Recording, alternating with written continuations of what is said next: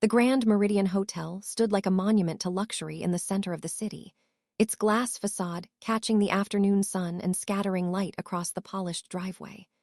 Doormen in crisp uniforms opened car doors with practiced grace, greeting guests whose luggage often cost more than a month's rent elsewhere. Inside, chandeliers hung like constellations above marble floors that reflected every step, as if the building itself were watching. The lobby was a place where appearances spoke first. Designer handbags, tailored suits, quiet confidence, the usual language of belonging here. Staff members moved with precise efficiency, trained to anticipate needs before they were voiced. Hospitality at this level was a performance of perfection. At the front desk, a young receptionist adjusted her name badge and smoothed her blazer. She prided herself on professionalism, but like many who worked long enough in places defined by wealth, she had developed an unspoken system for reading people at a glance. It wasn't something she admitted, even to herself. It felt practical, efficient, necessary. The revolving door turned slowly, and a man stepped inside carrying a single, worn leather duffel bag. He paused just beyond the entrance, blinking slightly as his eyes adjusted from bright daylight to the hotel's warm interior glow. His jacket was clean but old, the fabric softened by years of use. His shoes showed signs of long walks, carefully polished but undeniably aged. He did not look lost, but he carried himself with a quiet stillness, as if measuring the space before moving further. A bellhop glanced his way, then quickly looked past him toward the driveway where a luxury SUV had just arrived. Priorities arranged themselves without discussion. The man approached the front desk with calm steps, placing his duffel gently on the floor beside him. His gaze traveled briefly across the lobby, the artwork, the flower arrangements, the silent piano near the lounge. There was recognition in his eyes, though not the kind born from frequent visits. It was something deeper, like memory layered beneath the present. Behind the desk, the receptionist offered a polite but restrained smile. Her attention lingered on the bag, the jacket, the absence of visible luxury markers. Her mind began filling in details she could not possibly know. He gave his name and mentioned a reservation. She typed quickly, her expression neutral. No match appeared at first. She tried again, slightly slower. Still nothing. She felt a familiar internal confirmation, the quiet belief that sometimes people misunderstood what places like this were for. She asked him to wait. Other guests approached, their arrivals met with bright enthusiasm. Keys were handed over, luggage whisked away, credit cards processed with effortless trust. The man remained standing to the side, hands resting loosely in front of him, patient but not uncertain. Minutes passed. A supervisor walked by, and the receptionist mentioned the situation softly, her tone carrying skepticism. The supervisor glanced at the man briefly, assessing him with a quick sweep that took less than a second but carried years of habit. She nodded toward the side, suggesting verification before proceeding. The man watched the flow of people, the quiet choreography of status unfolding around him. He did not fidget. He did not protest. He had known rooms like this before, rooms where entry depended less on reservation numbers and more on assumptions. A family entered then, children excited, parents smiling. The staff greeted them warmly, bending slightly to speak to the children at eye level. The man's gaze softened as he observed them. Something in the scene seemed to matter to him beyond the surface. Finally, the receptionist tried one more variation of the name, adding a middle initial she had nearly overlooked. The screen changed. Her posture straightened. A reservation appeared, not just for a standard room, but for the top-floor executive suite, the one reserved for corporate partners and special guests. Attached to it were notes flagged in gold: long-term stay, private meeting bookings, hospitality priority. Her eyes flicked back to the man. The information on the screen included an affiliation, an ownership group name she had seen only in internal newsletters. The parent company behind several luxury properties, including this one. A quiet stillness settled over the desk area. She looked again, making sure she hadn't misread it. but the details remained unchanging. The man stood exactly as before, unaware, or perhaps fully aware of the shift happening on the other side of the counter. The supervisor returned, sensing the pause. The receptionist turned the screen slightly, just enough for her to see. The supervisor's expression altered instantly, not exaggerated, just sharper, more attentive. A flicker of something like alarm crossed her face before settling into practiced composure. She looked at the man differently now, not as an inconvenience, not as a question mark, but as someone whose presence carried weight she hadn't recognized. Around them, the lobby's rhythm continued. But at the front desk, the atmosphere had changed in a way that could not be undone. Because the name they had doubted was not just a guest. It was a key to something much bigger. And the story of that name, and the lesson it carried, was only beginning to unfold. The change in the air at the front desk was subtle but undeniable, like the moment before a storm when the wind shifts direction. The receptionist felt heat rise along her neck as the information on the screen settled into reality. The name she had struggled to find now glowed on the monitor with layers of significance she had not anticipated. It was not just a reservation. It was authority, partnership, oversight. The supervisor's posture shifted first. Where there had been casual distance moments ago, there was now alert attentiveness. Years of corporate training surfaced instantly, protocols reserved for investors, owners, and executive affiliates. The kind of guests whose experience could influence policies, staffing, reputations. And yet, the man standing before them looked exactly the same. Same worn jacket, same quiet expression, same single duffel bag resting by his side. Nothing about his appearance had changed, only their perception had. The receptionist's smile returned, but it was different now, wider, more polished, layered with a careful respect that had been absent before. She completed the check-in process with efficient precision, hands moving faster than her thoughts. Her mind replayed the last 15 minutes, each assumption echoing louder than the lobby's music. The man accepted the key card and information packet calmly. No triumph crossed his face, no irritation, only a steady presence that made the moment feel heavier than if he had shown anger. He carried himself like someone accustomed to seeing people reveal themselves. The supervisor signaled discreetly to a bellhop, who hurried forward this time without hesitation. The duffel bag, once overlooked, was now treated with the same care as designer luggage. Small gestures, but each one a mirror reflecting the shift in value placed on the same person. As the man walked toward the elevators, staff members who had barely noticed him earlier now offered courteous nods. The transformation was almost seamless, almost. But beneath the surface, unease rippled. Because professionalism could adjust quickly, conscience moved slower. Upstairs, the executive suite doors opened to a view of the city skyline stretching wide and bright. Floor-to-ceiling, windows framed streets buzzing with lives that would never cross the marble lobby below. The man stepped inside, placing his bag gently near the couch. He moved through the room without awe, as if measuring it not for comfort, but for purpose. He set a small leather folder on the table, documents, notes, schedules. His visit was not leisure.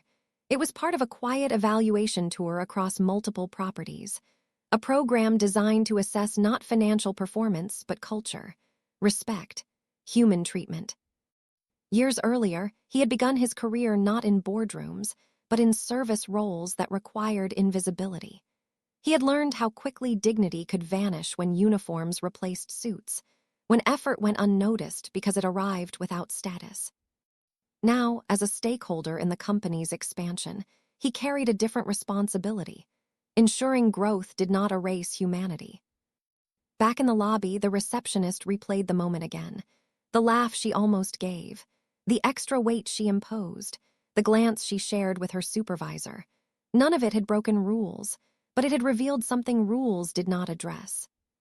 The supervisor called a brief staff huddle near the concierge desk. Her voice remained calm, but there was urgency beneath it. She reminded them of service standards, of treating every guest with equal respect. It sounded like routine guidance, but everyone knew why it was happening.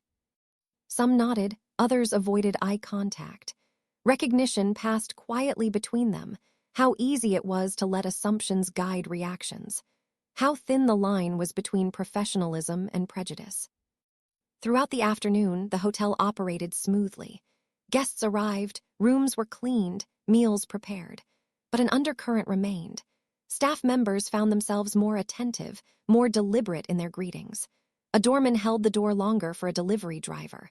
A server smiled more genuinely at a family dressed simply. Small changes, born not from policy, but from discomfort. Upstairs, the man reviewed reports, made notes, observed through the windows as dusk painted the city in gold. He did not seek to punish individuals. His focus was broader, systems that allowed bias to slip quietly into service culture. But he also understood that change often began with a single moment of recognition. That evening, he returned to the lobby, choosing to walk through public spaces rather than request private service. He passed the reception desk again, and the receptionist met his gaze with steady professionalism. There was humility there now, though unspoken. He paused near the piano, watching a child spin in circles while her parents checked in. Laughter echoed softly. For a moment, the hotel felt less like a stage for wealth and more like a space where stories crossed. He thought of his own past, arriving at places like this carrying uniforms instead of authority, feeling the weight of being seen as less before speaking a word. Progress, he believed, was not measured only by promotions or profit, but by whether those invisible lines still shaped daily interactions. As night settled outside, lights glowing across the city, he knew the next day would bring meetings, evaluations, decisions that reached beyond this building. But the most important lesson had already appeared, in the first 15 minutes after he walked through the door. And the staff who had met him with doubt would soon learn that this visit was more than a stay. It was a turning point they had not expected, one that would reshape not just procedures, but perspectives. The name on the reservation had opened a suite, but it was about to open eyes as well. Morning light crept across the skyline and filtered through the towering windows of the executive suite, casting long lines across the polished floor. The city below stirred awake, unaware that inside the Grand Meridian, a quiet reckoning was preparing to unfold. The man stood by the window for a moment, watching commuters flood sidewalks and traffic inch forward in familiar patterns. From this height, everything looked orderly, almost simple. But he knew better. Systems always appeared smooth from a distance. It was up close that the cracks showed. He gathered his folder and headed downstairs for the scheduled meeting with hotel management. The conference room overlooked the lobby, a symbolic choice that had been made long before he arrived. Transparency, the company called it. Around the table sat the general manager, department heads, and the supervisor from the front desk. Laptops open, notepads ready. Their expressions were professional, but an undercurrent of unease lingered. They knew this was not a routine visit. The man began with performance metrics, occupancy rates, customer satisfaction surveys, operational efficiency. Numbers the hotel excelled in. Heads nodded as charts confirmed their success. Then the screen changed. Footage appeared, not dramatic, not sensational, just short clips from various properties across the chain. A doorman ignoring a delivery worker. A receptionist greeting guests differently based on attire. A server offering warmer service to some tables than others. Moments small enough to dismiss individually, but together they formed a pattern. The room grew quiet. He spoke not with accusation, but clarity. Luxury, he explained, was not defined by marble or chandeliers. It was defined by how people felt in the space, and dignity was not reserved for those who could afford it. He described arriving the previous day. The wait, the doubt, the shift in treatment once the reservation details surfaced. He did not raise his voice. He did not demand apologies. He simply described what had happened. And in doing so, he held up a mirror. The supervisor's shoulders tightened. The receptionist stared at her hands, the memory replaying with sharper edges now that it was spoken aloud. The general manager leaned back slowly, the realization settling in layers. They had trained for excellence, but somewhere along the way, empathy had become assumed rather than practiced. The man outlined the purpose of his visit, a culture review initiative across all properties. Training focused not just on service efficiency, but on unconscious bias. Accountability measures tied to behavior, not just performance metrics.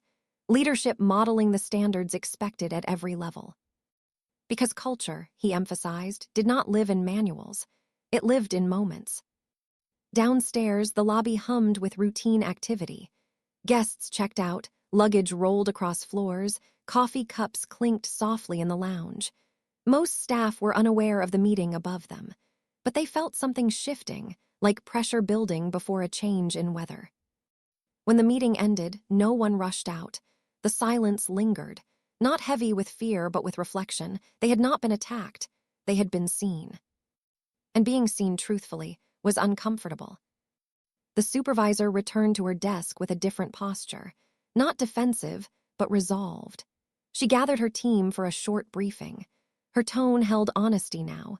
She spoke about the responsibility they carried in shaping every guest's experience, about how professionalism without humanity was incomplete. Some staff nodded slowly, recognizing themselves in the examples. Others felt a sting of embarrassment, but beneath both reactions was understanding. The receptionist, later that afternoon, greeted each guest with a steadier gaze. She found herself noticing things she had overlooked before, the nervousness in a young traveler's eyes, the careful way an older couple counted their cash. She offered the same warmth she once reserved for those who looked affluent. It did not slow her work, it deepened it. Upstairs, the man prepared for departure the next morning. His role here was nearly complete, but the real work belonged to those who remained. As evening settled, he walked through the lobby one last time. A bellhop opened the door for a delivery driver with the same courtesy shown to limousine passengers. A concierge bent slightly to help a child find her lost toy. The changes were small, imperfect, but visible. He understood that culture did not transform overnight, but awareness had been planted, and awareness has a way of growing. Outside, the city lights flickered on, reflections dancing across the hotel's glass exterior. The building still stood as a symbol of luxury, but inside, the definition of that luxury was being rewritten. Tomorrow, he would move on to the next property, carrying the same quiet purpose. Because the true measure of a place is not how it treats the powerful. It is how it treats the person no one expects to matter. And at the Grand Meridian, that lesson had finally begun to take root. But its final test was still ahead. Dawn arrived gently, washing the skyline in pale gold as the city stretched awake once more. Inside the Grand Meridian, the morning shift moved with quiet efficiency. Coffee brewed, breakfast tables set, the day's first guests checking out with sleepy expressions and rolling suitcases. The man stood by the window of the executive suite one last time, watching light touch the streets below. His duffel bag rested near the door, packed with the same simplicity he had arrived with. Nothing about his belongings suggested ownership, influence, or authority. But the hotel around him felt different now. Not because of policy memos or training schedules, though those were already in motion. It felt different because awareness had shifted the way people saw each other. He descended to the lobby carrying his bag himself, declining assistance. The elevator doors opened to the familiar marble floors and chandelier glow. But this time, he noticed something small and meaningful. A bellhop holding the door for a delivery worker, offering a nod that carried the same respect given to any guest. At the front desk, the receptionist stood straighter, her smile calm and genuine. When he approached, there was no overcompensation, no forced enthusiasm, just steady professionalism rooted in understanding. She completed the checkout with care, not because of who he was on paper, but because she had learned something about who people are beyond paper. The supervisor watched from nearby, not hovering, but present. Her posture held quiet resolve. She had already scheduled training sessions, adjusted evaluation criteria, and begun conversations with department heads about modeling behavior from the top down. But she also understood something deeper. Culture is not changed by orders. It is changed by daily choices. As the man walked toward the exit, a family entered, parents dressed simply, children wide-eyed at the towering space. The youngest hesitated near the revolving door, overwhelmed. A staff member stepped forward gently, guiding them with the same warmth shown to business travelers. The man paused just long enough to see it. That was the real result of his visit. Not apology, not embarrassment. Growth. Outside, the morning air carried the cool promise of a new day. The hotel's glass exterior reflected the sky, brilliant and clear. He set his bag down briefly, looking back at the building. It remained a symbol of luxury, yes, but now he hoped it also stood for something more enduring. Because true luxury, he believed, was not measured in thread counts or chandeliers. It was measured in dignity, in whether every person who walked through those doors felt seen, not sized up. Behind him, the receptionist watched through the glass, reflecting on how quickly her assumptions had formed that first day. She had followed habits she never questioned, shaped by years in an environment where wealth signaled importance. Now she understood that importance wears many faces. The supervisor joined her, both women standing in quiet reflection before returning to their posts. They knew mistakes would happen again. Habits don't vanish instantly. But awareness had taken root, and awareness changes the way the next moment unfolds. Inside, a cleaner polished the lobby floor, the scent of fresh citrus rising softly. A manager walked past and paused to thank him, not as a formality, but with recognition. The exchange lasted only seconds, but it carried weight. Upstairs, meeting notes were already being shared across the company. Other properties would hear the story, not as gossip, but as a lesson. A reminder that service is not selective, that respect is not a perk, that dignity is the foundation of hospitality. The man lifted his bag and stepped onto the sidewalk, blending into the flow of the city. No one passing by knew who he was, and that was how he preferred it. His work depended on seeing without being seen, on listening to what actions revealed. As traffic moved and the city hummed, he thought about the countless places where assumptions still shaped experience.